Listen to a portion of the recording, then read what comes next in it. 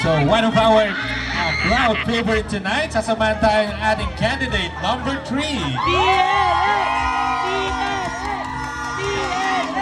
Candidate number 3 is Glency Orpilia from DLX. Wow! Good evening.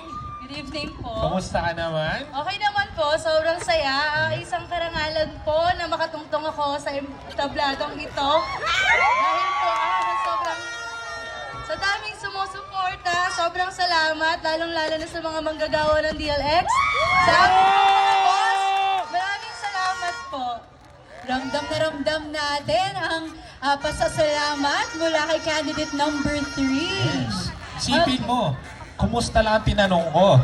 Umabot siya hanggang sa pagpapasalamat. Maraming salamat po sa lahat ng supporters ng ating DLX. Ayan.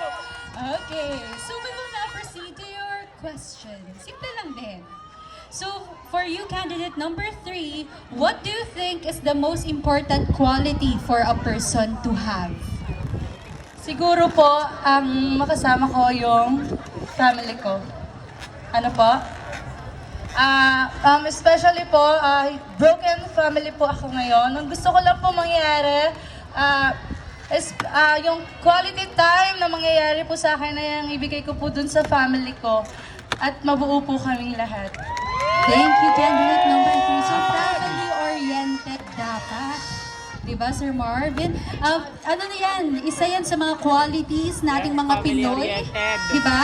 Kasi tayo, mahilig talaga tayo sa mga sama-sama, sa mga gatherings, salo-salo, kasama ang ating pamilya, lalo na't nalalapit na ang Pasko. Diba? Sabi nga love family is forever. Yes. Okay, so thank you very much Thank you so for much. that answer, candidate number